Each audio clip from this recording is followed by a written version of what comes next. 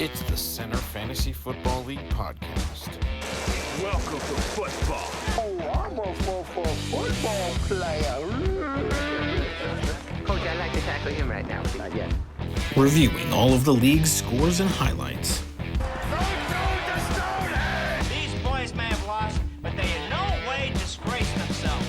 They disgraced me. I think I made him shit himself. And previewing the upcoming matchups and scenarios. Red 7. I don't know what Red 7 means. Hot route. I don't. What is hot route? Will you just go stand on the other side, please? Fuck you. Fuck you, little walk-on fuck. Do you think it's possible that your mom won't love you anymore if she sees how bad you're losing in the game? That's why your guys are out partying, mine are running routes. And now here's your host, What an idiot! Oh, what a loser! David Harbadke. Hello and welcome to the Center Fantasy Football Podcast for week 2 of season 12. Joining us on the program is the, as you can see by his little indicator down at the bottom, the 2-0 Hackettstown team, Mr. Manny Friedman. What's up, everyone? And down at the bottom, the Hagglers, who looks absolutely miserable. Oh, we're at the bottom, all right. No, you're not. Zamunda's at the bottom. Yeah. So lots happening this week. A bunch of exciting games. I mean, we'll have Emo Geese to discuss it all with us. But let's get into these matchups. Who and where would we like to start first? Well, I'll give you the option. Let's just get it over with. Yeah, just get it over with. Why don't you talk about your game? maybe that'll energize you a little as you lose 126.10 to 75.52 to Hawk Tua. Which, by the way, he renamed his team. Good for him. I actually appreciate the new name.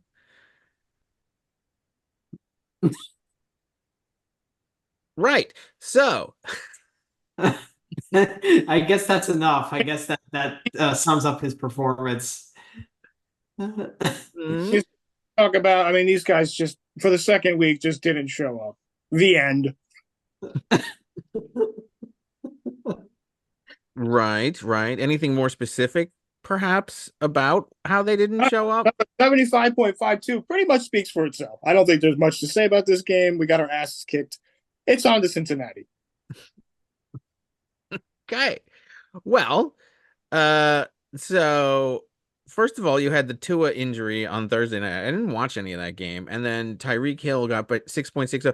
You were mad at me and Manny for last week for criticizing you for wanting to get rid of Hill. And would you like to go off on us for talking for quote unquote talking you out of No, I'm sure he's going to put up big numbers with Huntley off the practice squad of Baltimore. What do I have to worry about? I still don't think that our analysis saying that you should not have traded him. I mean, it's not like Tua was injured going into it. I'm sorry that your crystal ball, but you had a feeling. That's what you told me the other day. At least he gave you 6.6 points and not 0 for the cops, shellacking him and throwing him in jail. So yeah. Huntley probably outscored Prescott right now. Is off to a horrific start as well. Sure. yeah. Prescott is that was a terrible game. Do you think it's going to be like a one-time thing for Dallas, or do you think just New Orleans was good? At some point they have to do something. That's my only comment of the night. Okay. Devontae Adams. That was a guy that you that was a guy that you really wanted, and No, I wanted a team actually. A team that wanted to win.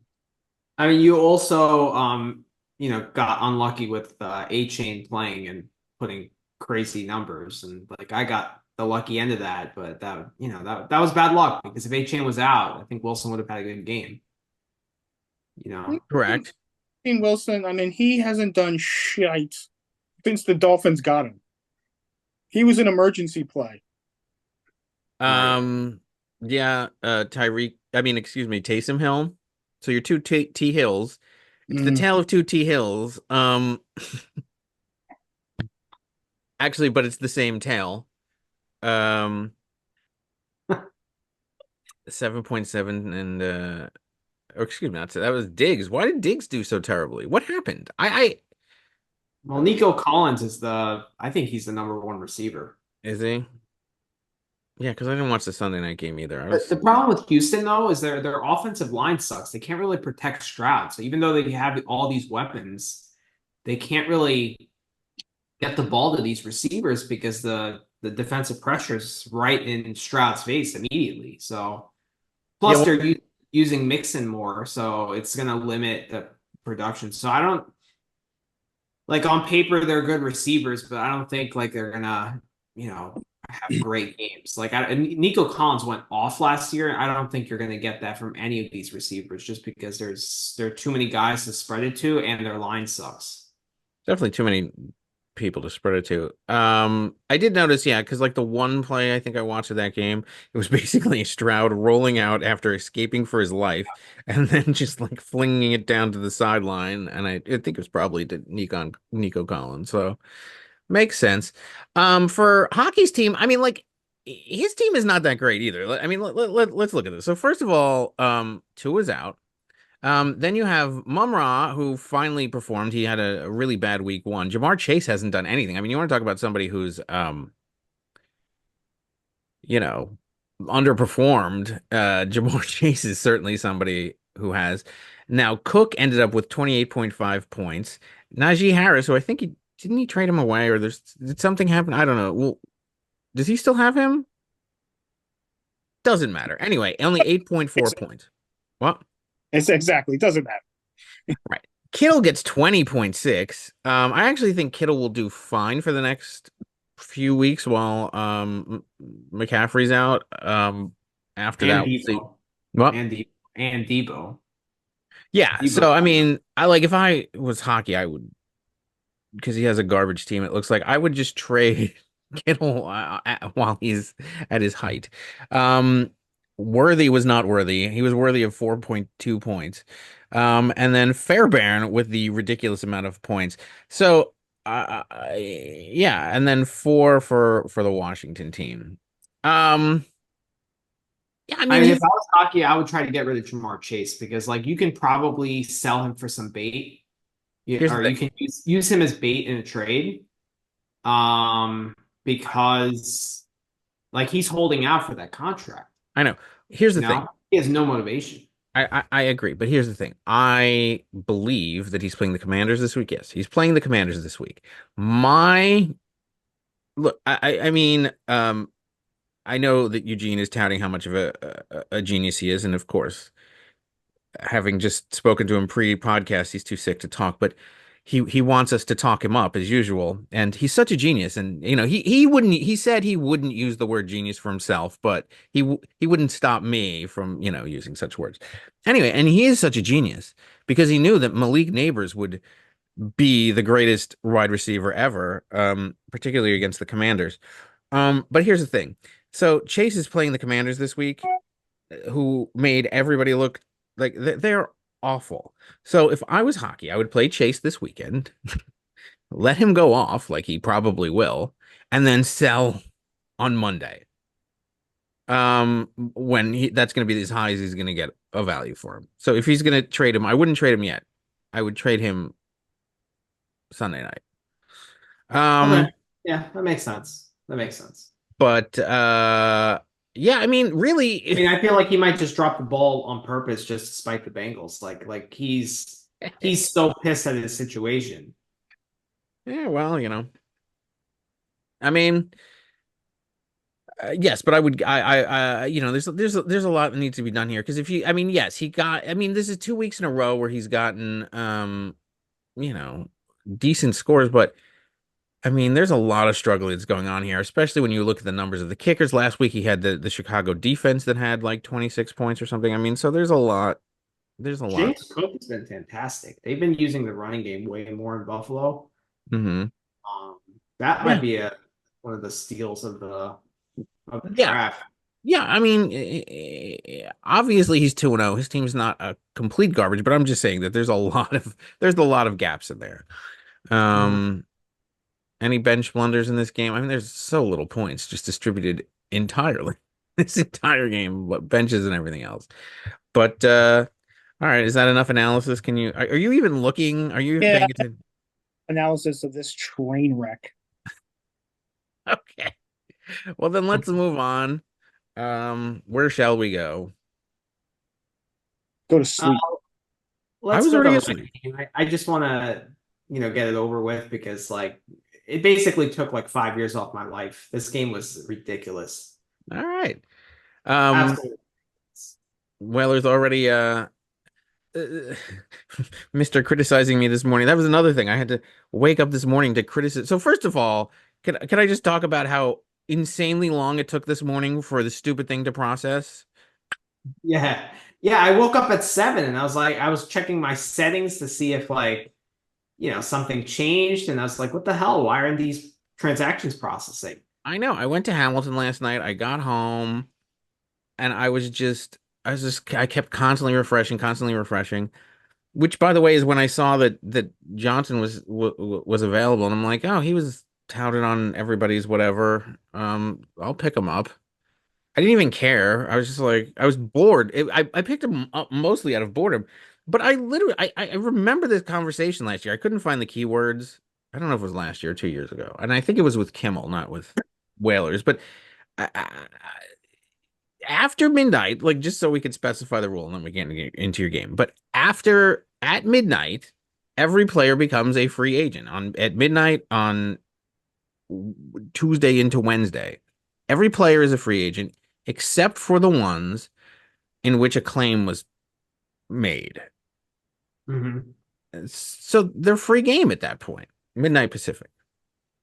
So it's not even a mystery. There's nothing, and frankly, so when after a player plays during the week, you will get their little plus sign next to their name will have it'll turn yellow if you're looking at it on the app. I don't know.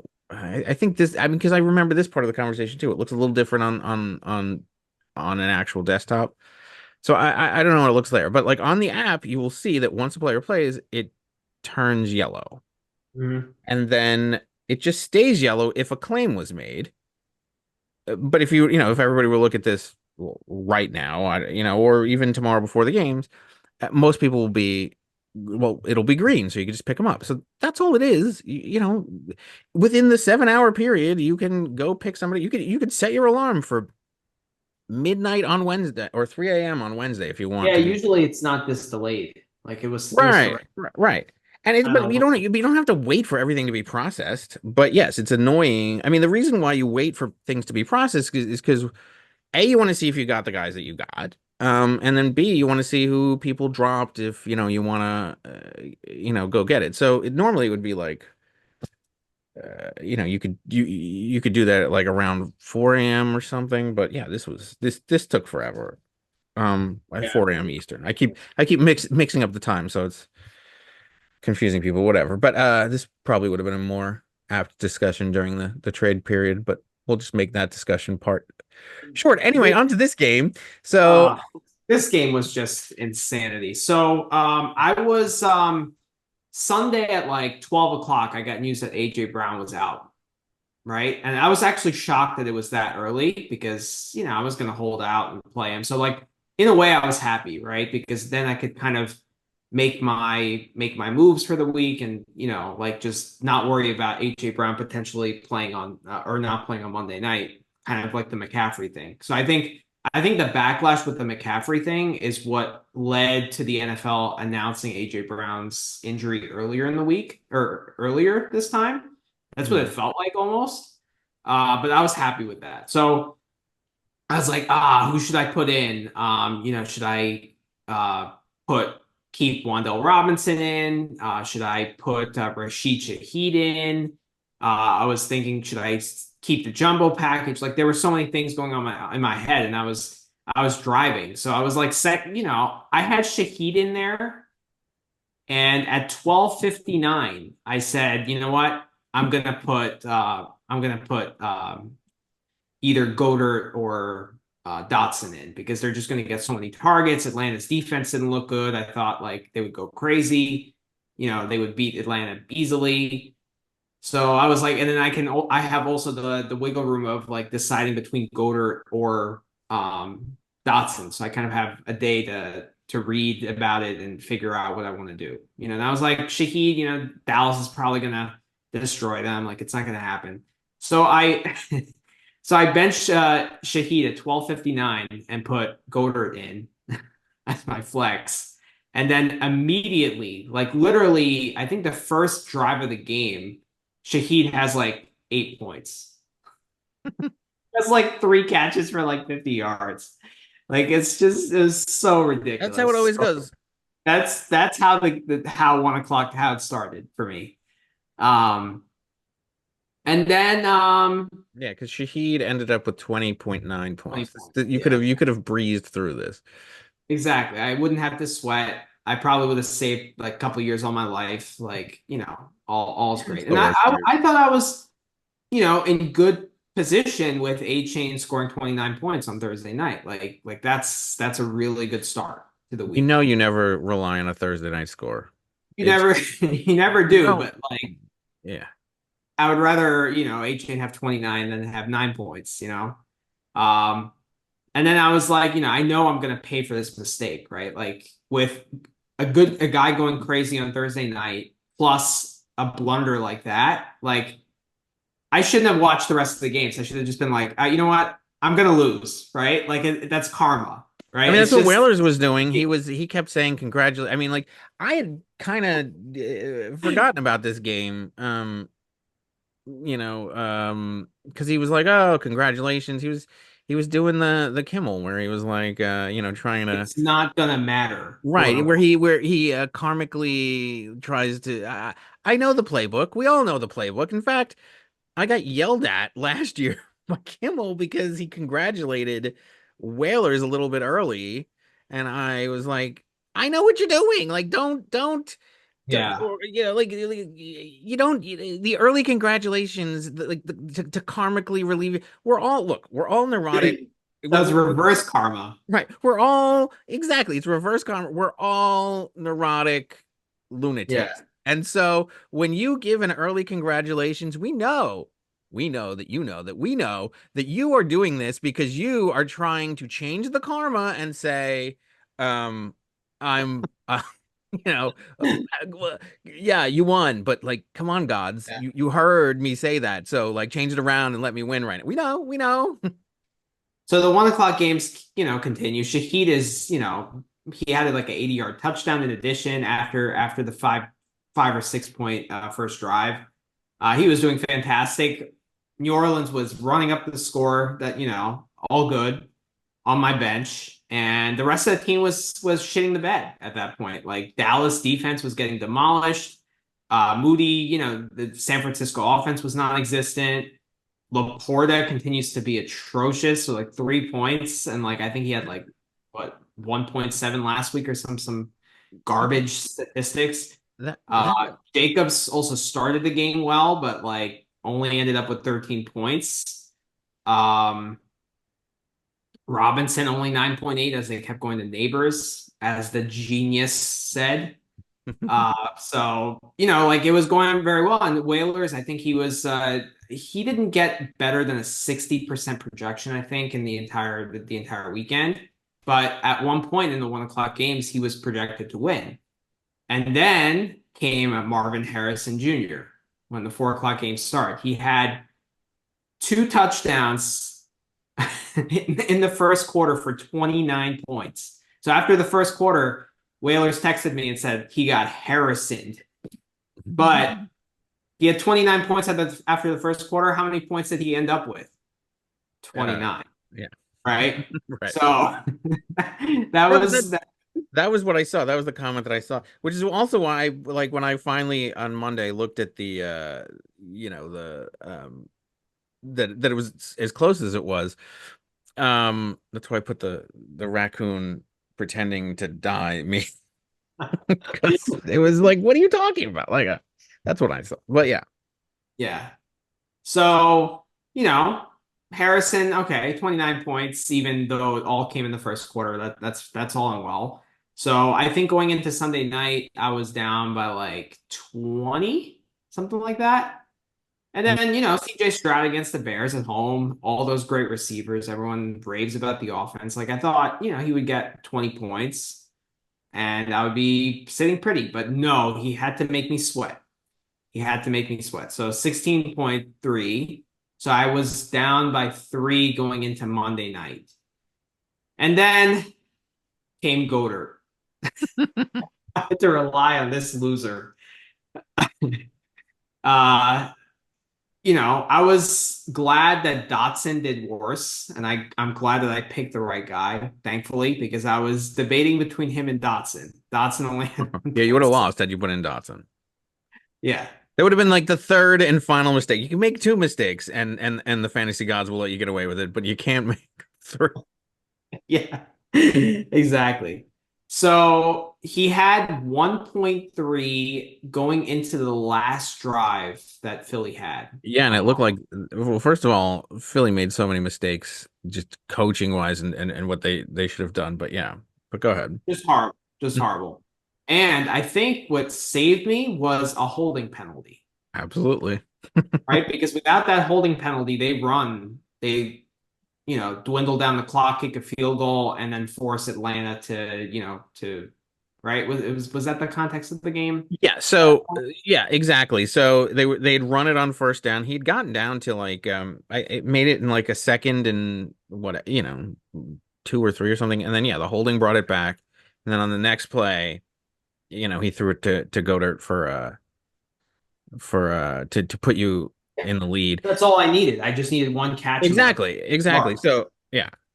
And he had one more catch after that, but that was a moot point. But so that's what I'm saying. Like there is a possibility with the rest of their screwing up, which they did so much of, in the coaching way. When they threw the part that was talked about the entire game, where they threw it to Saquon and he dropped it, then leading to the drive the other way, and then so that I think you got to catch on that other one. Are you just making moves? All I see right now is this thing going off, and the Hagglers just keep adding people. Is this what is going on here? Are you abusing our talks to like 1, 2 Philadelphia? You dropped Philadelphia, like literally we're talking about this game and you're dropping it. This is the first Jeff Wilson. What? This is the first chance I've got to look at my roster for the week. Mhm. Sorry, looking at my team. Sorry that I'm not focused on what we're doing right here. I But mean, this game was excruciating, and if I just put Shaheed in and the game started at 12:59 instead of 1 o'clock, I would have had probably drank, maybe 5 less cans. Well, your first mistake is you never make that last second drop. You got to know that. Come on. That's an amateur move. You don't make that. Whatever you set on Saturday night, unless there's an injury or some kind of like your Saturday night instincts are so much better than your Sunday morning ones. That last second, like, that's what those are killers. Those are killers. You just got to set it Saturday night and go, this is what I'm going with. And because this is exactly what happened. I mean, the Brown injury is what caused all of this. It's just because I understand. I look, they're so tempting, and there's like always news on Sunday. You run it. It's that rush up to the game. There's always I just heard that there was a stiff wind in whatever in Cleveland, and that's going to affect. And so you've done all the analysis to set your team on Saturday night when you're actually thinking consciously, and then Sunday morning you're like adrenaline drunk. And you're just like, they said he stubbed his toe in practice. I got to get him in there. And then, but there's no actual analysis. That's the problem. The 150, they were the 12:59 subs are killers because they're just instinctual. And yeah, you pay for them. Mm-hmm. So on Whalers' side, so Richardson only got 11.86. after a really, I think he had a 30-point performance in week one. Zay Flowers, this is the second week, is it, that he did really well? Yeah, I mean, this is really well. I mean, he's been good. Pittman is not. Ford, has he done anything all season? Oh yeah, he did the first week. I actually thought Ford was a really good pickup of his. But yeah, he did not do well. Mason continues to fill in for McCaffrey, gets 17.4. Parkinson's had Parkinson's in this game.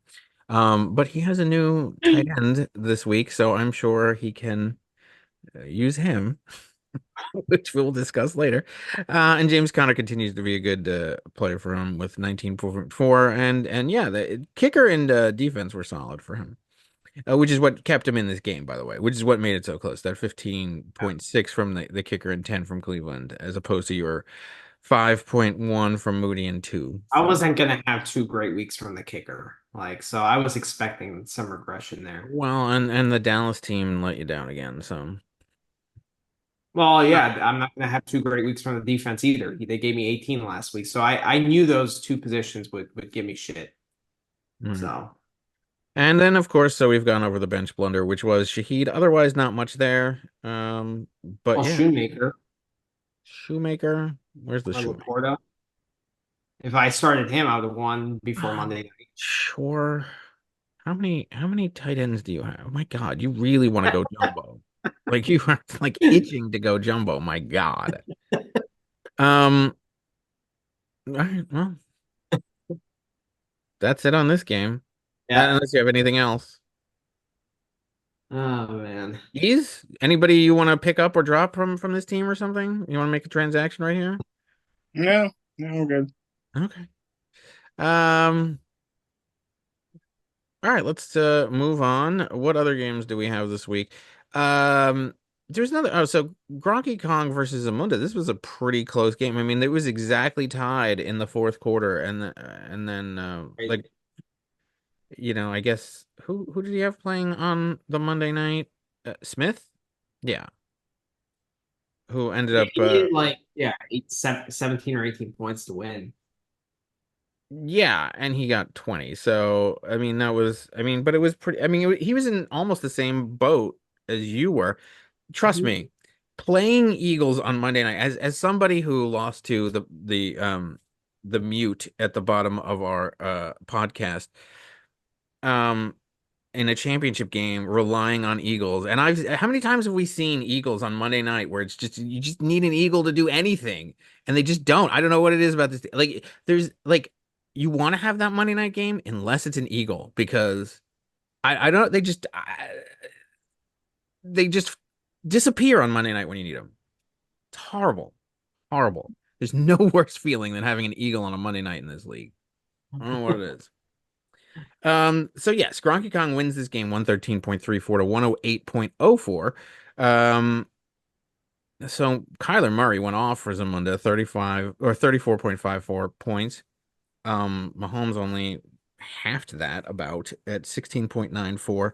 Cup, who's now injured, gets only 7.7, which I mean, that's a tough blow to him, especially after Puka got injured and it looked like he was going to really start to emerge as the old Cup. It turns out he is emerging as the old Cup, but the one from the year that he got injured.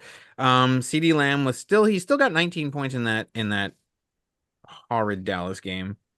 Williams with 14.4. So here's the thing, and we can discuss this later about, in your pickups. But everybody on the Detroit receivers are finally starting to get points, but Goff is just not getting it to to others. But anyway, 14.4 there.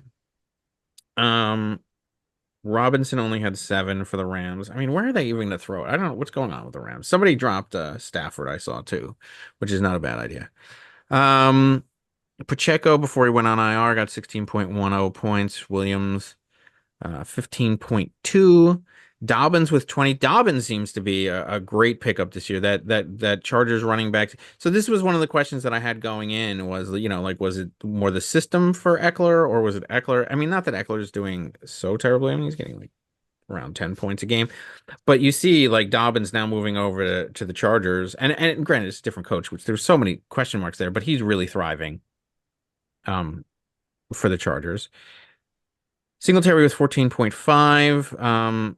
Andrews has a better game than he did last time, but still not a great game. Font with 2.4.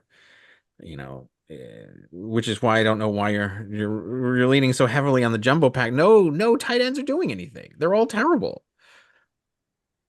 All right. Well, Lockett gets only 3.5, and then as we said, Smith is what made that difference. But yeah, it was hovering. I mean, look, he was having a good game, but it was hovering around like 15, 17 kind of stuff, and then finally, at the end, he was able to pick it up. It was less. It was interesting because it was just as, I'm sure it was just as concerning for him, though the memes were not there as much. Yeah, we talked about it last night. Like, yeah, but just as excruciating for him as it was for me. Yeah, I'm sure it was. He just doesn't talk as much, so it's right. He's not as much of a target. He just sits quietly back there, and Zamunda has not been as he was like live tweeting everything in the past, and he's just gotten quiet. So I don't know, but yeah, it was just as stressful. But the difference, what's that? The genius shut him up with all the analysis. Exactly. I mean, he wouldn't use the word genius, as he said. He said I would be free. We are free to call him the genius, but he's humble. But anyway, so the difference is that Smith kept getting receptions and everything. There was he needed a lot, whereas Goddard wasn't doing anything. So it was just an interesting dynamic that you and your burner team both needed Eagles to do something, and one was doing stuff but not quite enough, and then yours was just doing nothing until the end. But the Battle of the Kickers was about the same, and then nothing really notable out of the defenses. Both of these defenses essentially did terrible. The difference was that Indianapolis at least got 3 off of a fumble recovery, it looks like. So but they both let up tons of points, I guess. Why would you start the Rams defense on the road in Arizona? Arizona always goes nuts in that stadium. Maybe they thought Murray was going to get sacked or throw some picks. I don't know. Anyway, but good win for him. And bench blunders? Any bench blunders? Let's see. Nope. Nothing that stands out at all. No. So I mean, they played their best games here, and McLaurin's stat line was pretty funny. 6 receptions for 22 yards. What? That's pretty funny. How? What? How was this? Yeah, I've never seen his stat. He just had some like stupid dump offs because he can't do anything after the catch. As in, why? Like, but the problem is that Jaden Daniels can't throw down the field. That is going to be a problem for a wide receiver that usually can get open over there. I mean, right. So it's a shame because he is a good player, but McLaurin will be on the trading block pretty soon. In the NFL or in this league? This league. He should be in the NFL if you can't get a quarterback to throw to you. All right, let's move on to this game between the Lightning Rods and Nick and Jamie. So the original projection on this one was 115 to 115. The actual result was well off of that. 120.82 to 93.14 in favor of the Lightning Rods. So Burrow did all right. I know that, there's been disappointment certainly with what's going on in Cincinnati, but he's done all right. Daniel, speaking of JT, what 13? Okay, I guess he got 20. I mean, this is okay. Is there no quarterbacks available? All right, whatever. I don't know why he would start JD Daniels. I mean, that really you're starting JD Daniels. I mean, what is going on there? I mean, I know he got 28 points the first week, but all right, well, whatever. Justin Jefferson got 23.3. I saw the play where he got injured, but otherwise I didn't really see much. Debo got 18. And now he's doubtful. Drake London got 17.4, but I think a lot of that was like towards on that last drive. Reed with only 6.6, and then there's like question marks all over these teams. Uh Jones got 9.8 with a Q tag now, and then Barkley had 17.6, but could have had more. Could have had more. That was a horrible drop. It was a horrible drop. It was a terrible call. Um, Well, I don't necessarily think it was a terrible call because that's the kind of call that if you make it and you get the first down, you look like a genius. And if you don't, no, you then you look don't. like No, an you don't. idiot. You look like you There's don't look nothing in like between. what? There's nothing in between with that kind of play call. It's not even that you look like a genius. You just look like you. Well, you look like a genius because you get the first down and then take a knee and win the game, like right there. They had no timeouts left. Yeah, but you hand it off, then you bleed down the clock because they had no timeouts left, which gives them like what 40 seconds to go down the field. I mean, they don't, and then you kick the field goal. Yes, you would have won it on that play. I don't think you're look. The word genius is reserved only for the likes of people like Eugene. It's not. It's not. It can't be used for NFL coaches. Nothing says the name of the pod is going to have the word genius in it. I haven't figured out how, but yes, I'll come up with a genius idea. Genius name pending. But yeah, so I mean, but it's just you get lauded for like, oh, but the smarter move is just hand it off, kill off the clock, and then you just Does win. Nick Sirianni think he's like the Detroit coach now, Dan Campbell, I don't where know. he could just like go for every like fourth down and pass on like late game situations and stuff like that and think it's He's going to looking get him to the he's looking for championship that game. sweet Applebee's money commercial. Um, yeah, I don't know. So anyway, Yeah. then we have Robinson with 14.6. So the Commanders running back core has been fine. Gibbs with 17.6 points. Then you have Likely falling down to only 4.6 after everybody was touting him as the new thing on that week 1 game. And Kelsey, I don't know. He's had a swift fall to the bottom, with Yeah. only 1.6 points there. He's just walking off right now. He doesn't even care. His mic is mute. He's whatever. Like why? I'm surprised you haven't just put your like screenshot of your face on the podcast at this point. What? I'm right here. I'm ready to go. Oh yeah, ready to go, ready to go. What your thoughts on this game? What about that call? What about with what happened on Monday night? Any thoughts on that?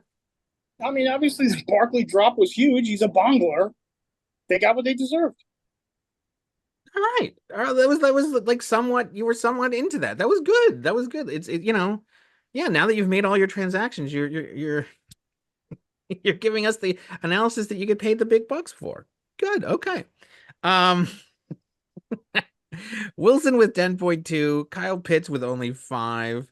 Even in that game.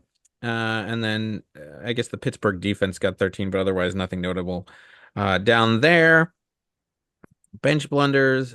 I mean, what Charbonnet, 17.90 points. Um, but yeah, I don't know, just solid win for the Lightning Rods. I think this is more Nick and Jamie, just not, I don't know, starting Daniels. I mean, they have Herbert. Not that he did much better, but at least looks better on paper. He was trying to look like a genius, but that's reserved for only one person. Anything else in this game? Nope. No. All right, moving on to my game with Tillett.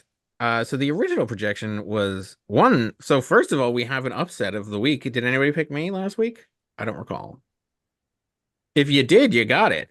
So the original projection was 122.06 to 119.21. This was far below that. So speaking of the Thursday nights and not relying too much on that, but Jared Allen, or Josh Allen, why am I saying Jared? Josh Allen had only 11.76 points on Sunday, combined with there was a bunch of so Kincaid only had 7.3 and Sanders had 4.4. I think it was like 23 points on like combined out of three players on that Thursday night. So he was actually somebody that got hurt by that Thursday night game, and not even by Miami, but by Allen, which is kind of surprising. Um, but one of the things I will say, so one of the things that having that low score from Allen did for me, so I had Goff at the time, but I also had Baker on the bench, and I was debating between which of the two to play. But that made the decision for me that I can put in Baker safely because I had Godwin, he had Evans, so I figured I would at least take the points from Evans if necessary because I had some buffer just in case. And by the way, Goff and Mayfield were playing the same game. But when people talk about like I know that there's always like it hasn't popped up, but everything pops up in this league every year, always again. And so when the next argument comes about why we don't just do total points, just like you don't do total runs in baseball, why don't we just add up all the runs that you score for the season and then see who's in first place with the most runs? No, because you play in each individual game. And this is why these are the kinds of strategies you have to make. Like, oh, this guy has this wide receiver. I'm going to play this quarterback to take points away from that so that I could, like, there are in-game strategies that matter. I know Well, like the last year, Godwin was poor, right? And Evans was way better. And this year, it feels like it's flip-flopped. So I had them both last year and they were both fine. So last year I could tell you actually Godwin was fine. It was just that Evans had way more better games. But so Godwin is really good this year. He was uh you know, he wasn't in the slot, so he was still he had a high floor. He just didn't have that high of a ceiling. Whereas Mike Evans had a lower floor, and it's the same kind of thing. He had a lower floor but a higher ceiling. And so I think Evans will be fine. It's just he hasn't Right, right. he's meeting his floor right now. So then you had Bijan and Brees, the backbone of the team going for 16.20 for Bijan and 24.4 for Hall. Hall got a little. So we could talk about this with the transactions, but there was a little tweak there at one point. So then the backup came in, which scared me. But anyway, well, we could talk about that in a minute. Mixon and White only get 8 points and then 3.3 for White. I will mention that Cooks. So I played Cooks because I thought it was going to be a revenge game against his old team, but as we all know, Dallas was terrible. So there's that. Kincaid, as I just previously mentioned, didn't do anything. McBride finally had the game that I was expecting him to have the first week, and then Rashid Rice continues to perform with 18.5 points to DJ Moore's 11.3. Nothing really of note at the kickers. You have no injuries on your team, which is Eh? like, No. yeah. So, Oh God, why would you jinx my team? Why do you hate me? Especially in the week that I'm going to play the Whalers. Why would you jinx me? We don't make Algier. In fact, you say that now. Algier didn't have a queue this morning. He has a queue now. Look at what you did. Look at what you did. you're not going to play Algier. Come on.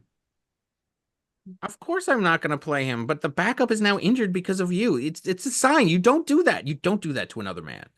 You don't point out such things. What's wrong with you? Taking out Shahid and injuring my players, looks like this game is over for you already. I picked up golf. I know. We're gonna talk about that in a second. I know you picked up. You want two first from him and Laporta, and when I say two first, I mean 2 points between the two combined. As far as bench blunders on this team, there's a whole host of them over here on this side. Pollard with 15.2. Smith, I'm not allowed to say his name, 23.7.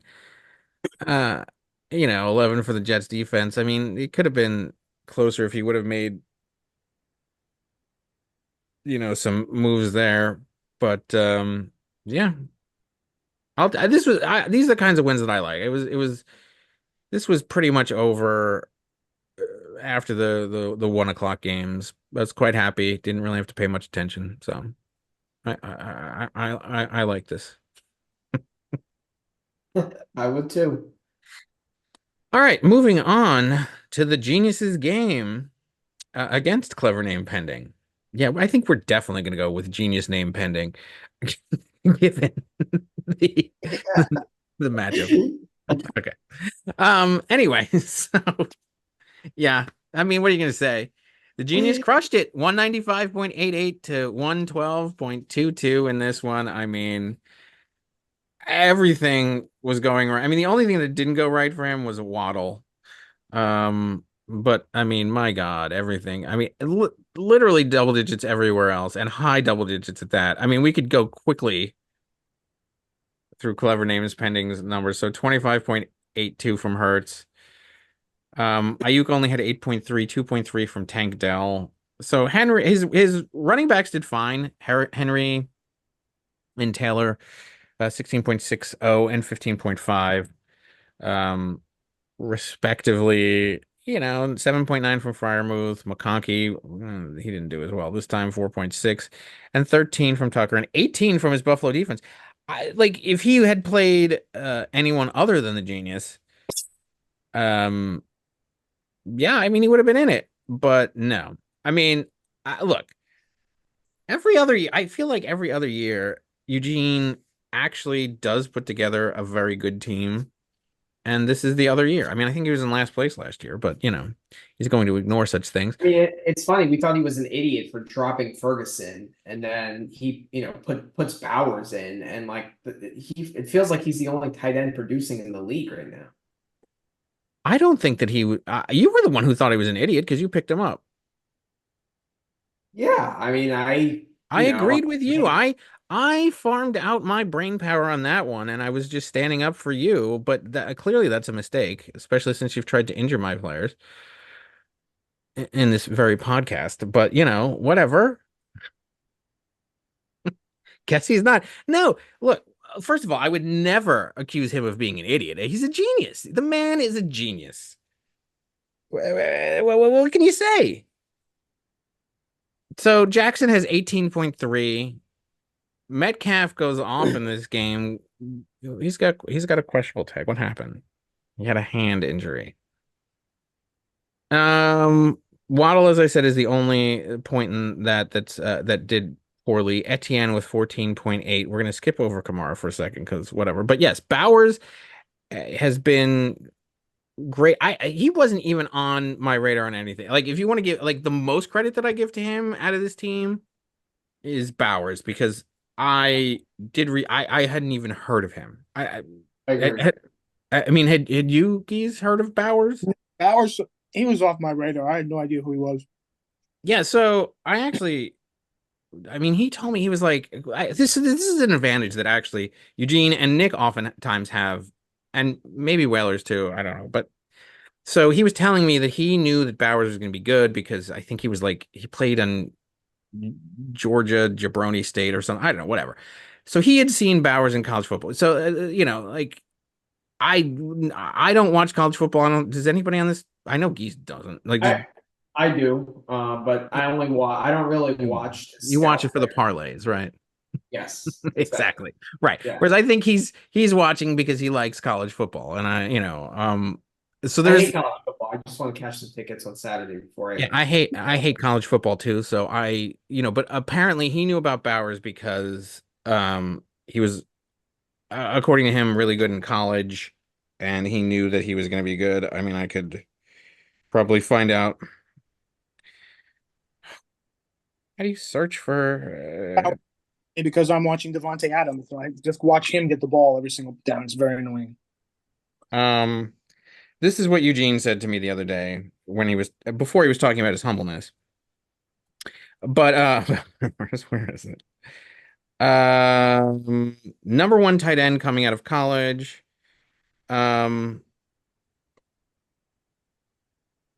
the rest of the conversation is funny, but whatever. I said, that is one advantage you have over me. I don't watch or care about college football. And he said, just one advantage. And I said, yes, that's it. And he said, no, not looks, personality, charm, humbleness. My modesty is my best trait. Sense of humor is a close second. And then I did say you do have me beat on humbleness, that I must admit. Anyway, um, yeah, so I feel like Bowers was not on anybody's following just the NFL side of it. I don't think he was on any of our radars, but clearly he was. I mean, it makes this is the team that made Waller really That's true. good a couple years ago. So I mean, like honestly, I don't think that he's wrong when he says he's the steal of the draft. That is a tremendously good pick. I mean, he's at least this week he is earning his genius moniker. And then Kamara. Waller was good when he had Derek Carr at quarterback. I mean, like I think Minshew is a slight downgrade from Carr, Sure. right? Yeah. So Well, not more than a slight this year, but yeah, that's true. but then yeah, and then as far as Kamara goes, I mean, I knew that Kamara was going to have a good game. I actually was so if I didn't, first of all, I wanted him as a third running back, but there's obviously just no room for that. And then once I kind of shifted to so my if I could have gotten McCaffrey at below the rate that I would have gotten. So I wasn't really targeting McCaffrey, but I was if he was a deal, is basically what my philosophy going into the draft was. But so if that was the case, if I was going to get McCaffrey, it was going to be a McCaffrey Kamara backfield is what I was planning on having. But once that went out the door, I shifted to the the Hall Bijan strategy. But I knew that Kamara was going to have a great year this year, and so that is also a very good pickup. He has been really high on Neighbors this year. I look, he played Washington this week. I don't watch enough Giants football to know or care. But apparently this guy is very well touted over there or something. I don't know. You guys live in that area. I don't even. What are they saying about Neighbors? I mean, What? if the Giants had a kicker, a place kicker, that he would have had less points. Sure, or if a quarterback, but the Commander. Washington's defense is atrocious. Yeah, that's the point. I think this will probably be Neighbors high. But, we'll see. Maybe it won't be. Maybe he'll be. That's not the best kicker in the league, though, Brandon Aubrey. Sure. And then the Houston defense going against Chicago was a good pick there. I mean, he just made good picks up and down, other than Waddle. And Waddle. It's one win. And other than Waddle, I mean, and excuse me, Waddle doesn't. You can't really fault him for Tua getting injured in that. So good picks all around, and then he's got some bench depth here too. By the way, Ramondre, another great. Like, how did he get this team? Ramondre sitting there, Calvin Ridley to go out and get him. I mean, Montgomery. Montgomery. Well, he always gets Montgomery. I mean, that's a staple. I mean, he could have set the record for most points ever if he would have just done a couple of little tweaks here. I mean, look, I agree that it's 1 week, and we are well known on this podcast for crowning people quite early, but he's got a. I mean, I think he has the best team right now, but like, right. I mean, 5 weeks, like, there's a long way to go. So I wouldn't. And he does have the advantage of being a genius. I don't think at the end of that. Metcalf is always going to have. He's going to be. He could go for 40 points, but he can also have those 3-point weeks too. So. Correct. Yeah, I don't know. His production is going to get worse with Tua being out. Neighbors when they play, better defenses as we said. So like, he has things he has to work on this team. Like, yeah, well, I mean, look, you can criticize him all you want. He's the one that's going to come after you. Tomorrow he's going to come out. They're eating the Mannies, they're eating the Gazes, but they're not. He's not going to come after me. So because I just think. What's that? He guys is not coming after me. I haven't said anything. Literally, What are you going to say about him? he had a great week. Is he a genius? I don't go into that. See, I mean, I'm willing to say it. I mean, you're not willing to say it. Like, All right. I mean, I remember last season, Dr. Hockey was putting up Eugene numbers during the first half of the season, and in the second season, his team fizzled out and disappeared. Right.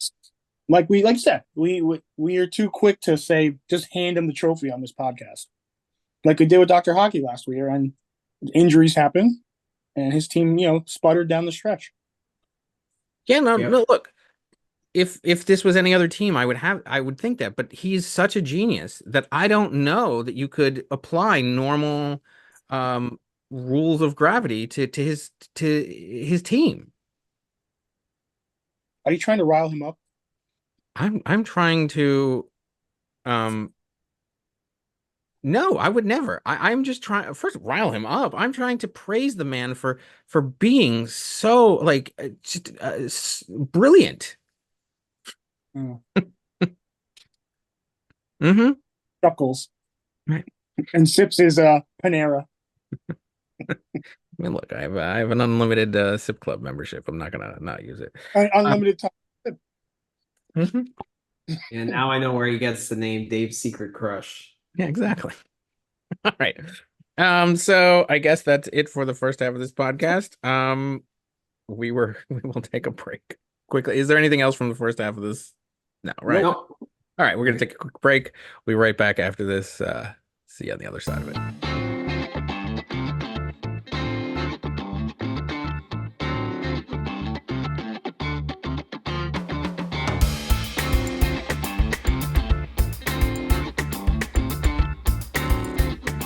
All right, welcome back to the show. So, yeah, tons of transactions. After the first week, didn't really have any. It looks like we had a bunch of transactions going on this week. So let's take a look at those. Yeah, so much so, by the way, that I guess it caused it a 7-hour delay. That's not right. I'm sharing everything. That's just not right, is it? Let's see. What why can't I do anything? What is happening here?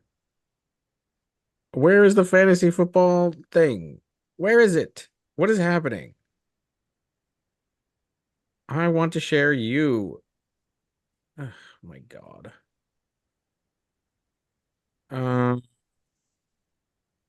Stop it.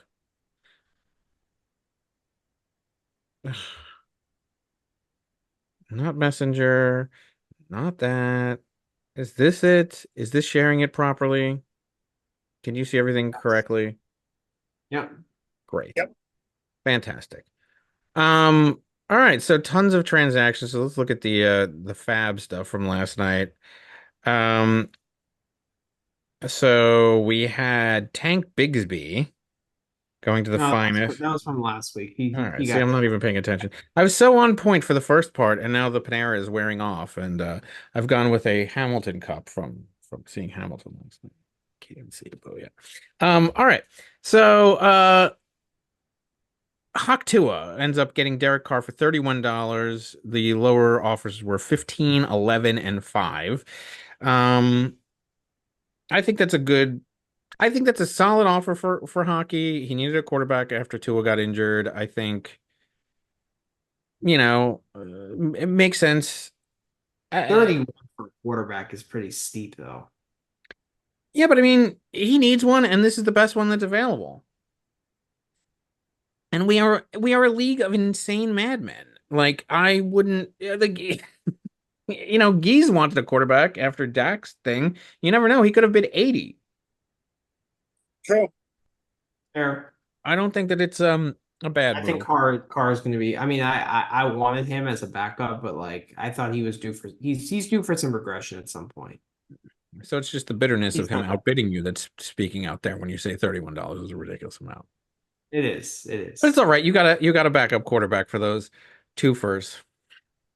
Good luck with that. That 13-8 when he played cake defenses. I mean, yeah, he's passing it around to everybody else.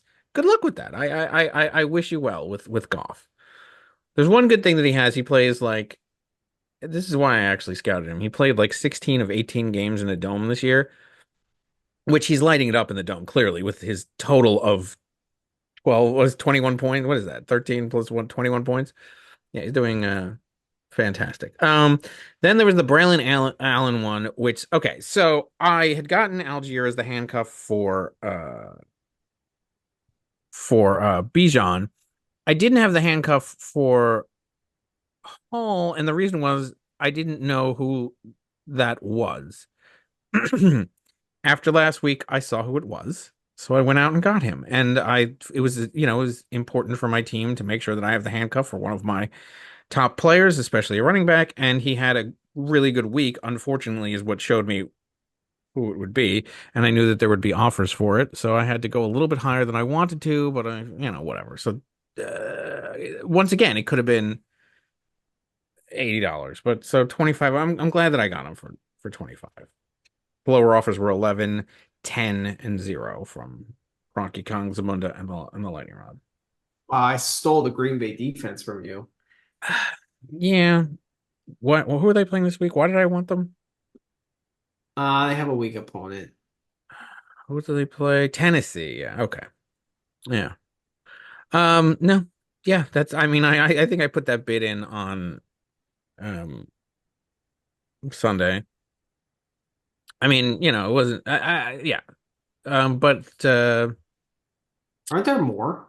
those are the ones that there were like contested bids. Oh, That's what that is. Because there were people that bid, but they had nobody contesting them, which is why oh my God, there's so many. Which these are the ones that where you really feel stupid.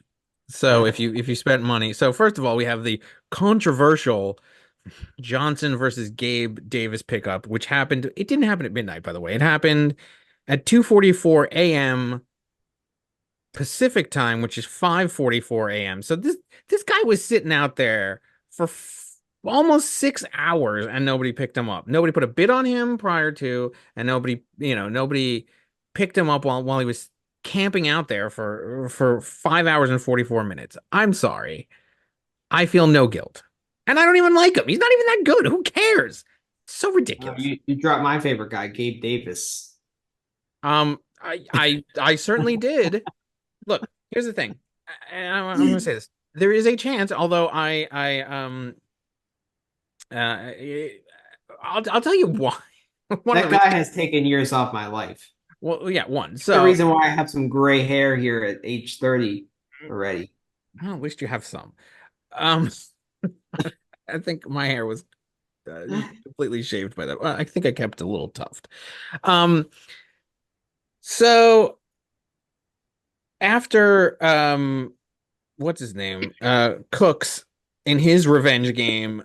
See, the fantasy gods will send you messages all the time. So after Cooks got the terrible revenge game thing, it was assigned to me that the revenge games are not gonna be as profitable this season. So Davis is going to play Buffalo this week, which would on paper be the kind of situation where you'd go, yes, you want Gabe Davis in this week to play Buffalo. It's a revenge game. He's going to get revenge. But I just couldn't. I had to take the message from the fantasy gods that were telling me that he's not going to do. I mean, I could be wrong. Maybe somebody else will profit from it. But I was just like, nope, I don't want any part. First of all, he sucks. You're right.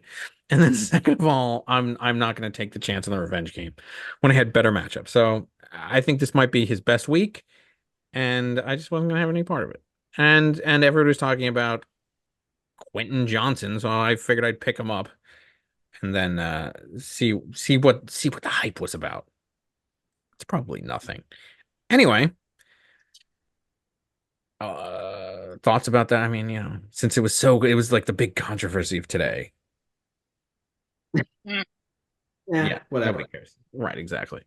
All right. So then Gronky Khan paid $5 for Carson Steele. What a steal. Nobody bid against him. So you want to explain? Yeah. When we were talking, he thought he would go for like 100, and I was like, you know what? I'm gonna target P Ryan instead. And I got him without a fight either. Nobody like that's the interesting. Nobody even there was not nobody was like nobody wanted a Kansas City running back. That's amazing. Why? Why not? I don't know. I don't know what's going on the waiver wire this year. I think P Ryan is going to do better. He's a bigger body. He's better in the passing game. So I think like Mahomes is going to, dump off those, short dump offs to P Ryan, and he's going to like, run after the catch. I feel like that's going to be a big part of their offense now that Pacheco's gone. So is he gone for the season? What happened to that? It's like 6 to 8 weeks probably. Sure. But still, like, I mean, I saw some of his carries. He didn't look very athletic or very strong. I mean, he was good enough for your burner team, but not for your main team, right? I guess you're willing to spend more freely for the burner, but not $55. That's a bit of an overpayment.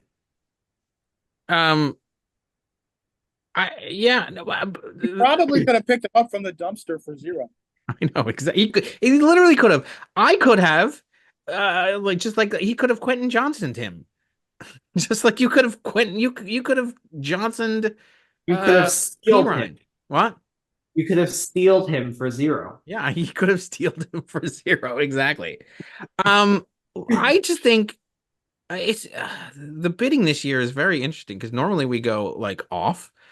I'm surprised. First of all, I was having this conversation with Dr. Hockey the other day. This is first of all as far as the draft, and we didn't do any draft analysis, which gave us criticism from the genius. But one of the analysis of the draft is I think everybody had their best draft that I've seen them have, like the most balanced that I've seen, other than the genius, of course, who had just phenomenal one. But I also find that there's some discipline, it seems like, in the free agent bidding this year, but it's causing interesting things because everybody is going off previous kind of cues, and so like nobody knows where, like, 'cause it seems like the bids seem to be around $11-15, like normal amounts of money, like actually what's advised. So the person that's winning is winning because they're bidding like they were bidding in previous season. It's really interesting. It's an interesting dynamic that's happening. Weird because like Hirsch is very financially responsible per se, and then to throw $55 at this loser, it seems a bit weird to me. But okay, all right. He wanted his man. I mean, he's gonna have the entire Chiefs offense on his team, except for Rashid Rice. Yeah. I mean, who he had last year? Didn't he get him last year after I dropped him? It's very interesting. Does he have a slot for ref? If he's gonna get the entire Chiefs team? Yeah, maybe. Yeah. Is he gonna put the refs as his flex? Yeah, maybe. Anyway, so, defense. Yeah. The refs as his defense. Yeah. Put his ref exactly. Put the refs as his defense. Yeah. All right. So yeah, but I just think I feel like with these two Kansas City things, I think people were like, yeah, I'd get him, but I don't want to bid enough to go get him, and I think that's part of the dynamic that happened with that. Like, yeah, but I don't want to spend the money on that kind of thing. Like I would, but I'm not this other thing, and I think, and then just kind of fell through, which I probably happened with Quentin Johnson, by the way. People were like, yeah, I'll go, like I guess I would, but people are gonna bid a crazy amount for him, and I don't want to spend it on that, so whatever. He just falls through, and you just pick him up out of the garbage. It's really interesting what's happening in free agency this year. Oh, Gronky Khan also got Kareem Hunt. Did he? Yeah. who's not available for $5. Why is he not available? Oh, because he's not. Oh, so he's picking him up just in case they go and pick him. All right, that makes sense. I mean, sure, $5 for that. No, also no bid against him. Um, as we I mean, said, Car but he could do both if he's definitely more talented than Carson Steele and Samaje Perine. So yeah. but I yeah, mean, he paid his total of $60 for his Kansas City running backs. It would be ironic if P Ryan is the guy who gets it and you get it in for well, 23. before we move on, what's your thoughts on the Jalen Warren for Dallas Goedert trade? I just found it funny. Um, I found it hilarious that Goddard is the one that beats him, and then he immediately is like, "Give me that." That's all. Give me that trash. I gladly accepted that trade. That was good. Sure. I mean, I don't really have much. It was just funny. Trash for trash. Yeah. It was just funny to me. What else? So the Vegas defense picked up for $3. That is a smart pick by, well, none other than Zamunda, of course. I actually saw them being so. What's going on? Surprised he didn't pick him up for $30. I know exactly. They're Vegas playing one. They're playing Carolina, but I've also heard that people think that they're going to be like a solid defense in general. I mean, have they been? Why do they? Was it just for this week's stuff? No, I mean it's because they have a pretty easy schedule going for the next few weeks. Well, whatever. We'll see. Tampa Bay was picked up for $3. He dropped Parkinson, picked up Gasecki. I picked up the Tampa Bay kicker, and then you picked up Goff. So then now we're into the post whatever trade, moves. I picked up Minnesota. I actually, I was on the defensive front after you got Green Bay. I kind of was like looking. I don't know. I saw that the Vikings had a lot of sacks, and they're playing Houston, who, as you said, don't have a very good line. So I thought maybe there's some possibility for some points there. Um, Anything else that really stands out here? Um, Dallas gets dropped. Uh, Jacobs is questionable, so I picked up the backup, Manuel Wilson. Sure. Um, Seattle was picked up by the Hagglers. I actually looked at them. I think we're reading some of the same stuff, Geese, because I've noticed this because you knew about McBride and I did too. We're reading some of the same stuff. Yep. Seattle is playing Miami, and they're it could be a trap. That's the thing. Are you concerned at all that it's going to be a trap, I'm or so that good. Dropped them on the next lineup. what? Yeah, I dropped them on the next lineup. Oh, correct. We do think the same. That's exactly what I thought. Yeah, like, oh, they'll be good, and then oh, they could be a trap, and then also that Miami could run the ball a lot, like that they're not going to allow themselves to be open to a lot of sacks because they're not going to pass it too much. Mm-hmm.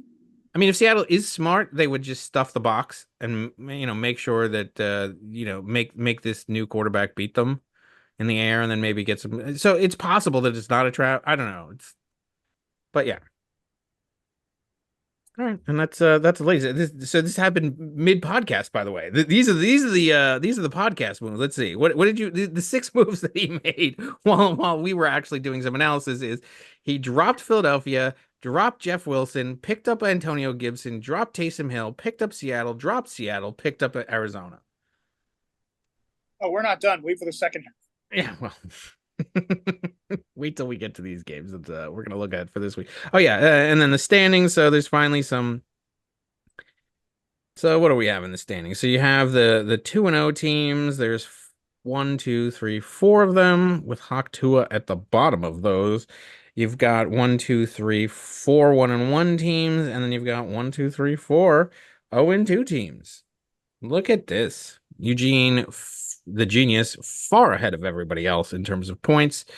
And you have Zamunda 4 points below the Hagglers to claim the basement. Yeah, and in the middle, Tillett is still the highest scoring of the mid-Carter teams right now, with the lowest being the Lightning Rods. And the Whalers, surprisingly, is the highest of the toe tag division right now. All right. Let's move on to the upcoming games. What do we have here, gentlemen? Well, shall we start? Oof, it feels like it's rivalry week. It's Gronky Kong against the Hagglers. That's always a fun watch. It's rivalry week at the top of my screen. Yeah, yep, that too. Yeah, let's start with Gaze against Gronky Kong. All right, your most hated rival. I mean, he is someone that we do have a rivalry with. I mean, the way my team's playing is probably not going to be much of a rivalry as we're battling Nick for the dumpster. As he tries to suck up to the fantasy gods, go ahead. That's pretty much it. I mean, we got tough matchups, and I don't see this group of losers doing anything more than 70 points again this week. So my pick is Bronky Kong. You want to do good, you try to do good, and I mean they're a fantastic team over there, and I just I have nothing but praise for I'm just not gonna give 110%. One game at a time. One game at a time. You want to give 100. You want to give 110%. 110%. Take it one game at a time. We don't want to overlook anybody.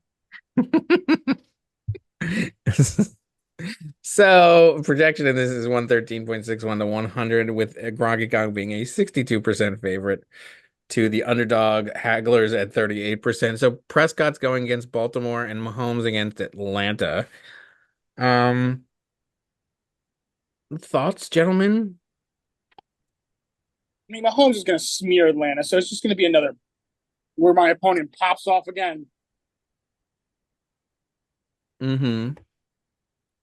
I just think he has a lot of guys going on Monday. Well, no, he just has McLaurin going on Monday night, but so when you say a lot, you mean one. Yeah. I thought the Chiefs were playing Monday night as well, because I know there are two Monday night games this week, but I was mistaken. So he doesn't have a lot of people going early though. No, almost plays it. Most guys are going Sunday night or Monday night. Feels.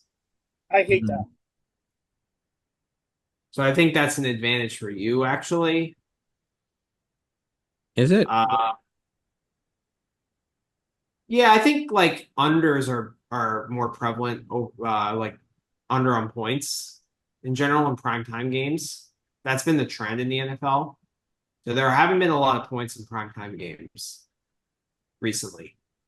As Goddard can attest. So Tyreek Hill, what do you? I mean, I don't think he's going to get that many points this week. I do think they're going to try to focus on the run. There might be a high scoring game over there in Detroit. We'll see. Smith versus Devontae Adams. I mean, that's a good matchup right there. Zach Moss and Mostert. Is Mostert going to play? Have we ever heard anything? Oblique. He's worth monitoring. So dumpster fire the team. What did Moss do last week? 5. Wow. Okay. And then you have Singletary and the steal of the Fab. Okay, let's see how that works out. Ertz versus Andrews. What did Ertz do so far? I mean, okay. And then you have Diggs versus McLaurin. I mean, this game looks putrid. Yeah, it's a pretty bad game. I don't even know what to analyze in this game. I'm not really. I mean, look, I guess I would go with Gronky Kong as a favorite because of Williams and Smith against Hill being the weakness. But other than that, nothing really. I don't think Steele is going to do anything. I mean, it depends on if Mostert plays. Is Huntley able to throw the ball down the field? Huntley sucks. I don't even know why they would go after him. Because the thing is, like with that team, is you just need a guy that can throw bombs. Like even if he's not that accurate, just like throw bombs down the field and hope that Tyreek or Waddle get it. Like they're the two fastest receivers in the I mean, that's league. the thing. You can't just walk up for some other team's practice squad and throw for 400 yards and 5 touchdowns. He sucks. Yeah. You'll need to find a better defense. I wouldn't start Arizona's defense versus Detroit. I think that Jared Goff. I mean, they handled the Rams last week on at home, and Goff has already thrown 3 picks this year, so I think they'll get their points back. 8 and 11. And yeah, Goff throws picks. And so wait, so they played Tampa Bay last week? How many points did Tampa Bay get last week as far as the defense? I would look at this in the thing, but then it would take so long to get back. So I'll just look at this in the app. So players do setup. Tampa, when they were playing Detroit last week, they got 5. So I don't know if that's any reference, but I don't know. Yeah, nothing really stand. I'll give the edge to Gronky Kong in this. Yeah, I'll give him the edge, but I think it's pretty slight. I think he has a lot of injuries too, and Mahomes hasn't looked that good. He threw 2 picks last week as well. So yeah, I agree. Singletary, that's a tough matchup against Cleveland. I don't like Steele. I don't think he's going to be that good. So I agree. I think that the Hagglers actually could win this game. I think a lot of it relies on Hill. Yep, we're just one game at a time. 110%. All right. Moving on to the next game. What game shall we look at next? We can just get my Whalers game over with. So rematch of the championship from last year. So the projection in this one is 114.28 to 115. Whalers is a 51 to 49% favorite. I was actually favored until I dropped my old defense, which I think they were projecting way too high. Now that I've actually picked up Minnesota, they've made a lower projection, in which case put me below him. So you have Richardson going against Chicago and Mayfield against Denver. I think Baker's been hot. I think I like him there, and then he's possible 2 first to Godwin. Flowers it has definitely been solid. Olave meh, but Olave's been putting up Shakir-like numbers, so I think that's fairly even right there. I think Godwin and Flowers are fairly even. And Richardson can do well if he that could be fair. I'd give a slight edge to Baker, but I think that it's somewhat even. The running backs, I think that Robinson and Hall are better than Ford and Mason. Mason will keep pace with one of the 2 running backs there, but I think there's a slight edge there. Then you have Goddard.com going against McBride. And give the edge there. And then Connor versus Rice, I think that is even. And then you have he definitely has an advantage in the defense with the Cleveland defense. I think that would be the best defense to play this week against the Giants. There is a part of me that does enjoy the fact that he has to root against who does he root against? His actual team, or me? Which does he hate more?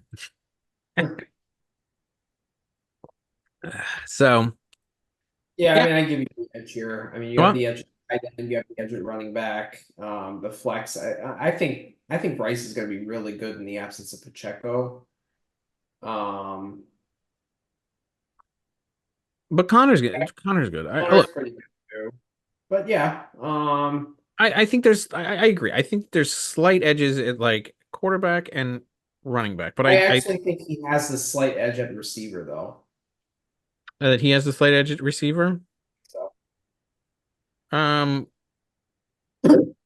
we're talking about like Flowers and Olave versus Shakir and Godwin. Yeah, I mean that's certainly possible. And obviously Richardson has a lot of upside, but he can throw a complete dud. Like he's just super erratic, Yeah. So I don't know. We'll see. They're playing at home, so he did throw for 30 at home in the first week. We'll see if that's a pattern that we have to look out for here. But I think it's a close game. any one player can go off and make the difference in this one. I mean, so you know, Yeah, I always pick my what? including the Cleveland defense. Exactly. I mean, you say that, but yeah, absolutely. The Cleveland defense against the Giants can absolutely make the difference in this game. So, I always pick my opponent, and I'm certainly going to pick Whalers here, but I do think it's going to be a I'm close going to game. slightly go with you, but I think he's a candidate for upset of the week. Fair enough. Well, he would be the favorite. Well, yeah. I mean, yeah, okay. Based on these projections, but I think they're Right now, so far, the Hacklers are my upset of the week if they give 110%. That's true. That's true. I'm going to go with a slight edge to the Whalers right now. I mean, you got solid. I mean, the running backs, obviously, I think are going to be your strength, but you never know. Mason against the Rams. The Rams got crushed by Arizona. But, I don't know. A slight edge to the Whalers. I think Cleveland might put them over the top against the Giants. Yeah, I think that's the biggest danger in this game right now for us. I think we might be able to slightly pull ahead at the top stuff, but I do think that Cleveland, first of all, their defense has been good in general. So what have they gotten so far? Ignore week one. Um, but 10, 11, so okay. Yeah. All right. So moving on to the next game. Where shall we go from here, gentlemen? You can go to my game, the dog one. Oh, yes. All right, so we got the finest against Hawk Tua with a 116.35 to 115.62 projection. You are favored 51 to 49. Take it away. So I'm gonna stick with CJ Stroud. I mean, I'm not really confident with how that line is, as I mentioned earlier, but I think Minnesota could be due for some regression. And I'm hoping he has a decent game. He's been in the mid-teens like both weeks, I believe. If you click on CJ. 22 and 16. All right, so okay, nothing fantastic, but pretty good. The one thing about CJ is that he has a lot of passing attempts. He does seem to pass, and they use Mixon more in the passing game than the running game, it feels. So I should, I hope to meet that projection. You sure you don't want to go with Goff? No. Harrison, I'm a little bit worried with Harrison because he's just getting very few targets. He's obviously extremely explosive and can explode, but it's the word explosive. So I think he only has 7 targets in both games combined. So I'm a little worried about that. I'm just gonna set it and forget it and just go with Shaheed. Plus, that would take some points away from Carr, who he's starting. So I think it's a must play this week. What do you think about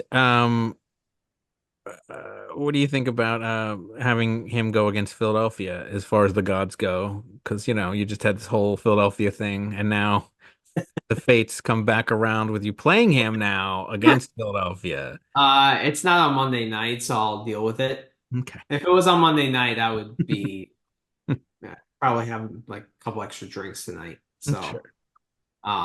Yeah, it's okay. I mean, I was looking at that too, and it's really. Yeah, what do you think about that, Geese? All right, go ahead. A-Chain against Cook. Yeah, I mean, A-Chain is definitely their first option, and they're probably going to be using the running game more. So I'm happy with that. Jacobs, he's questionable. I think he got injured in practice or niggled up. So yeah, I can't believe that you would say that about Geese. Why would you say that? I mean, what do you how do you react to that? What are you talking about? I don't even know. I don't even Laporta, I mean, come on. Can we have one decent game, please? I don't know what's going on with him, but So after you think he's overhyped? I'm gonna give it one more week, but I'm not very optimistic. Um, we'll see. I'm a, as far as Ogden goes, I'm very worried about Chase, obviously, as you talked about. That's probably why I wanted him to trade him away this week. So that's why I was like talking that up. But you caught on. And it's smart that he's playing him. You see Mumra. everything, don't you? Here at the uh, Dream Cafe, we see everything. the tree, the tree cafe, Babu Bot, Mm-hmm. the tree cafe. Uh, maybe I should take Eugene's IQ test. Isn't that where he did it? Wasn't that Babu Bot's That cafe? is, you should take the IQ test right Yes. here. So Mumra, I thought he got banged up. I don't know. There's no questionable tag or anything, so I guess he's all right. Too Mm-hmm. bad. Uh, yeah, I don't know. I think this is going to be a really close game, to be honest. Um, I do as well. I think if I'm looking, so the advantages, certainly you have the advantages. I would think at running back as long as Jacobs plays. What's going on yeah, with but I have the backup. Okay.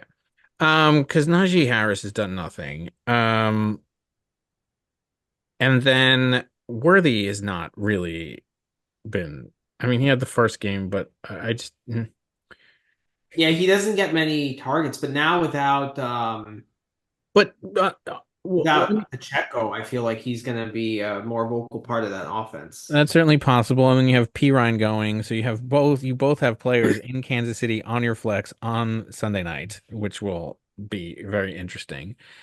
Very interesting dynamic to this game. Um, he has Cincinnati against Washington on Monday night. That's gotta give you some concern. I don't think that defense is that great. They're playing Washington. You don't think that there's gonna be? Yeah, but Washington's offense isn't like horrible. Like Brian Robinson's pretty Sure. I okay. mean, but then again, you do have Green Bay, which we had already talked about. So I mean, I think I think it kind of evens out. but I do think you might be Fair. sweating on Monday night. The thing with Houston though is that like I feel like they can't really score because they don't really have a great running game and that line is not that good. So I think he can have like some, 50, 55 yard field goals. I think Fairbairn is one of the better kickers in the league. Absolutely. I mean, he's gotten totals of 17 and 22. That's crazy. So, So yeah. In a dome too. yep. I'm actually But going. Oh man. So this if is Laporta does better, I think I have a chip, but I'm gonna need him to do something here. yeah, Like and if I get 2 points from Laporta, I'm not winning this game.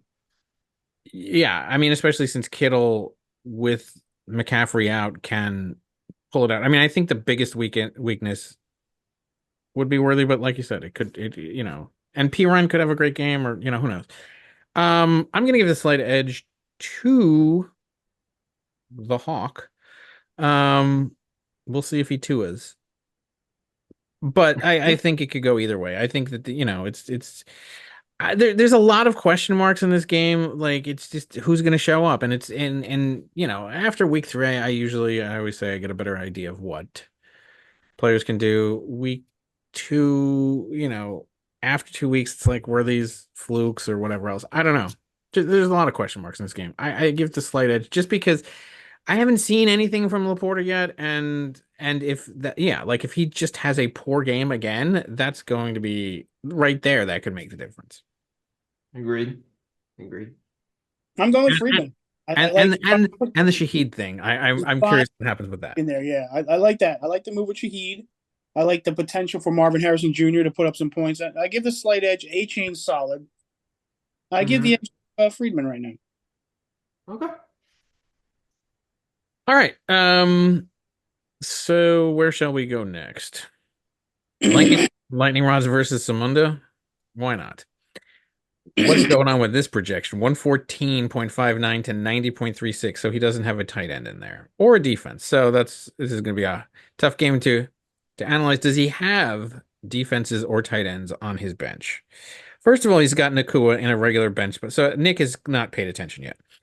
So he's going to put Henry in there at least, and he's got the Vegas defense. So, all right. So add 7.38. So add 14 points to this total, which boosts his projection up to 104. So still going to be a pretty heavy favorite for the Lightning Rods.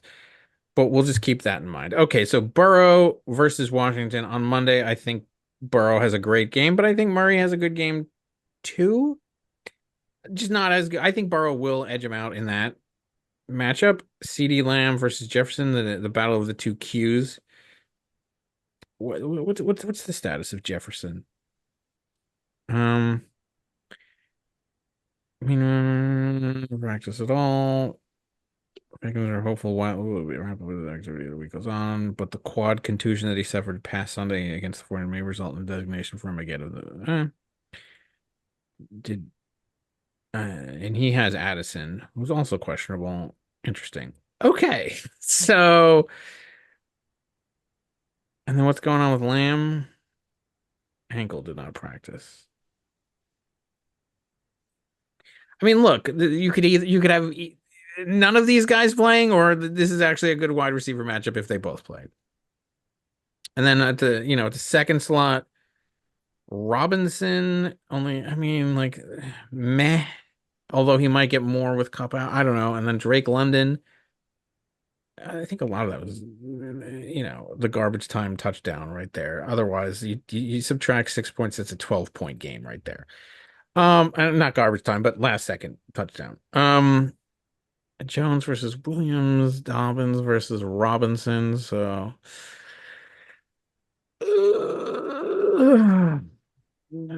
this is just I just don't nothing in this game. Whatever. I don't know. What do you think? Fine. I'll just lightning rods. Whatever. I'll just anything, whatever, lightning rods. Actually, no. I'll go Nick. It's just nothing of interest in this game to me. Whatever. I'm gonna go lightning rods here. Or hell, maybe I'll go Nick just for the whatever of the under. I mean, So is Z-Mart open yet? I'm surprised it's not open yet. They're 0-2. What 0-3 do they open up? Like, I don't know. I don't know what their business hours are.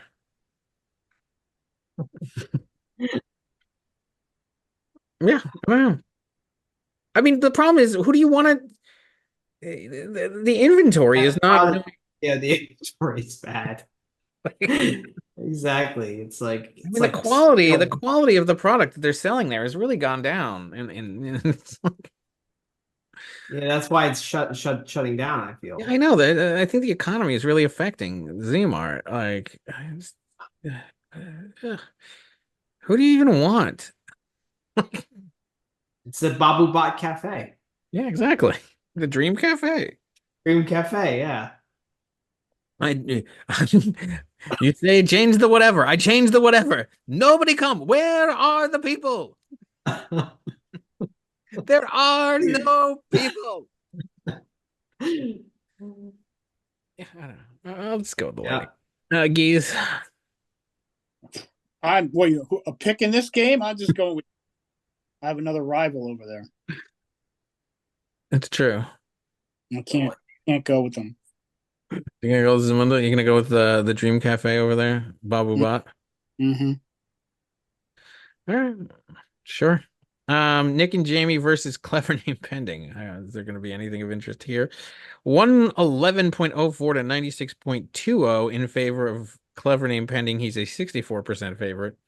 Got Hurts going against Daniels. I mean, that's a really tight, between Hurts and Daniels. I don't know who to pick between those two. Those are two amazing quarter. Oh wait, maybe I'm gonna give it a slight edge to Hurts, I guess, in that one. I don't know. It's a tough call. Really? I mean, really? Okay. Debo's out, so I'm gonna give an edge to Ayuk. Or doubtful. Sorry, he's doubtful. So I think Ayuk might perform better than the guy who's doubtful. Does he even have anybody on the bench? Keenan Allen, he's been terrible. Pickens, has he done anything? 4.9. Wow. Elliott. Um, God, this is all. I don't know. Okay. Reed versus Tank Dell. Tank Dell, excuse me, has done not much at all. 8.9.2.3. It's like your Um, third. but has Jordan Reed done anything? I mean, so he did first week, and then he's or Jaden Reed, whatever, may not play due to calf. Are they even going to field teams in this game? All right, so then you get down to the Barkley versus Henry. These are actual players that play in the NFL. And then Gibbs versus Taylor. So, all right, so there's okay. Fryermuth versus Kelsey. Kelsey has been terrible. Fryermuth has been just fine. You got McConkey against Pitts. Pitts, even in that game last week where they were giving it to everybody, like he still only got five. No, and you have Kirk Cousins throwing no. So and he's running the jumbo package, the downsized jumbo package here. McConkey, he did well in the first week. He's got but then now he's playing against Pittsburgh. Week two he only had two receptions. Really tough matchup. That Pittsburgh defense looks legit. Yeah. So I'll give the edge to Clever Name Pending because I mean, I want to see who he puts in for Debo. I mean, who's he going to put in? Allen? Does that really change your estimation there? Pickens? I mean, he could. I mean, what did Zeke do? 12 and then 5. I mean, Thomas. Yeah, I mean, this is a crap game too. I mean, Thomas. Maybe put in Brian Thomas Jr. I don't even know who this guy is. Put him in. But Yeah, I gotta go.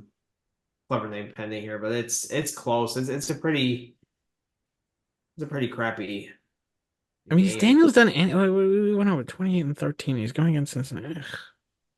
I don't know. I'm going with Clever Name Pending. I like Nick and Jamie. Okay. Why? I like their running back core is solid. They put up a decent amount of points. I mean, Fryermuth versus Kelsey doesn't really arouse you. Either does McConkey versus Pitts. I mean, Dell, I don't know what's going on in Houston. I mean, it's a wide receiver mess. I'm sure they'll hopefully put somebody in for Samuels. I don't know. Like you said, the quarterback doesn't do anything. I think it all comes down to the running back. Barkley and Gibbs carry them. Okay. Hmm. The rest of it's just slop.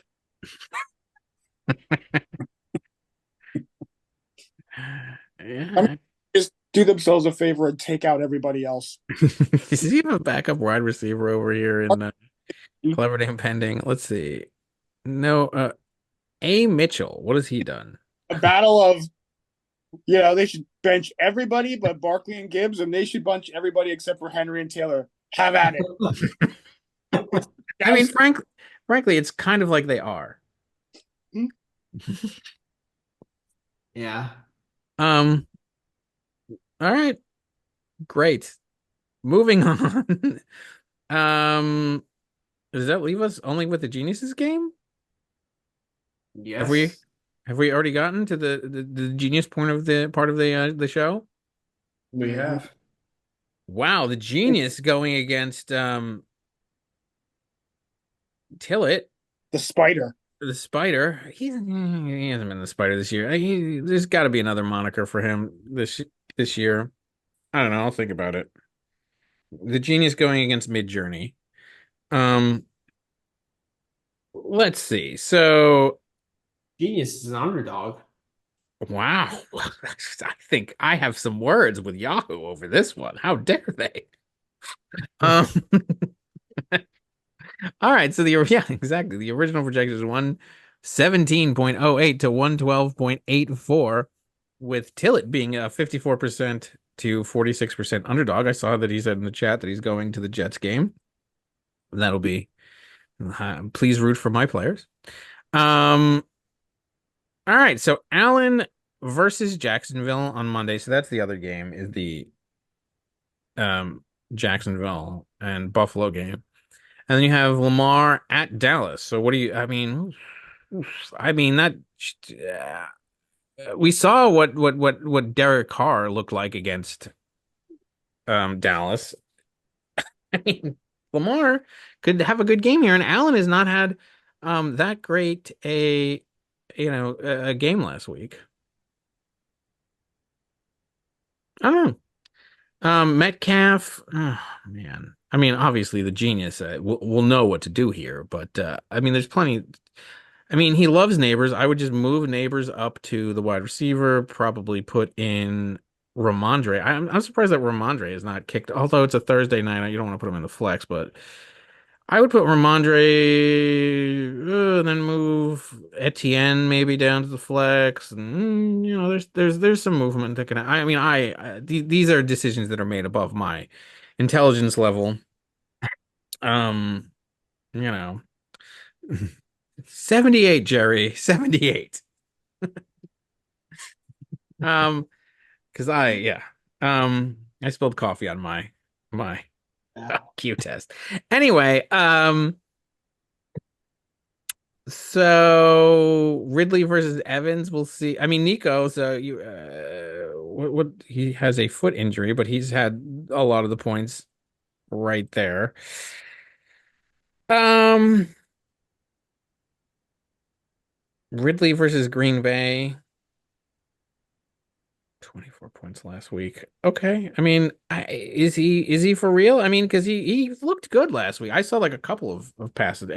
There's one catch he made, but I don't like, trust Will Levis though. I don't either, but I remember there was a catch last week where it was like thrown between two jets and one of them was Sauce and he like caught it and then it was a great play. So Yeah. I don't trust the Tennessee passing game generally either, but I mean maybe this is the year that they turn it around. Etienne versus White. I mean, obviously Kamara versus Pollard. I mean, there's edges there. Bowers, as we already talked about, is going to do better than Kincaid. Neighbors, It's tough. It's a tough matchup. yeah. But even against a tough matchup with Minnesota, he's still got double digits.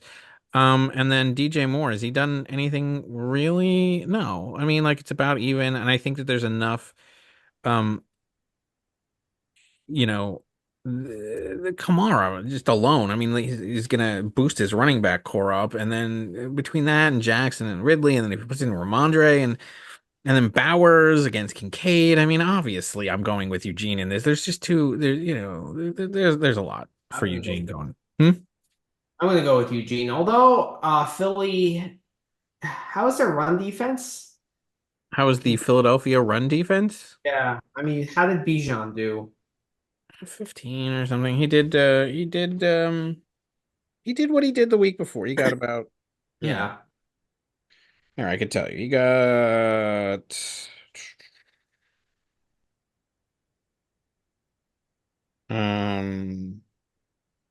16.2. Okay. Um yeah, I mean, so all right. So you're gonna go with I'm gonna the go with genius? Eugene. Yeah, All right, Geese. Yeah, I'm going to go with Eugene too. I mean, if these players can just do what they did last week, he'll rack up a buck 90 every week. I don't think he's a I don't think that this lineup specifically would rack up a buck 90, but if he does make some adjustments, I mean, look, he's already taken out Waddle, so it looks like this is the team that he's going to go with. I don't know, is Metcalf going to play? Handed out. I think. All right, so I just don't.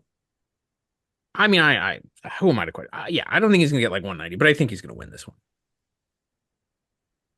All right. So, I mean, anything else on this game? Nope. Okay. We probably were under the amount of time that he wanted dedicated to himself, but we're just gonna have to live with that. Otherwise, who do we have as the upset and the lock? Well, let's start with the upset of the week. It's What the Hagglers against Bronchi Kong. is the Hagglers against Gronky Guns your upset of the week? Yep. Obviously, I'm going with the crush over Tillett is my upset of the week, but go on, Geese. My lock Yeah, of the is What? my lock of the week is probably